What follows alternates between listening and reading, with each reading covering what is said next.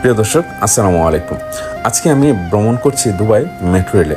আর এই মেট্রো রেলটার আমার ভ্রমণ শুরু হয়েছে দুবাই ইন্টারন্যাশনাল এয়ারপোর্টের এক প্রান্ত থেকে এবং শেষ হবে অন্য প্রান্তে। এর মানে হচ্ছে দুবাই ইন্টারন্যাশনাল এয়ারপোর্টের চারপাশে তিন পাশে রয়েছে এই মেট্রো রেলে ভ্রমণের সুবিধা এবং উপর থেকে এই দৃশ্যগুলো উপভোগ করা যায়।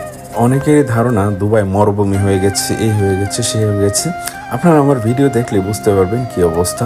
আর এয়ারপোর্ট তো আপনারা দেখতেই পাচ্ছেন। এগুলো আপনার হচ্ছে বিভিন্ন টিভি চ্যানেল তাদের টিআরপি বাড়ানোর জন্য এআই দিয়ে ভিডিও বানিয়ে ভুয়া নিউজ তৈরি করে, বলে বুর্জ খলিফা উড়িয়ে দিয়েছে, এয়ারপোর্টে উড়িয়ে দিয়েছে। এগুলো সম্পূর্ণ মিথ্যা।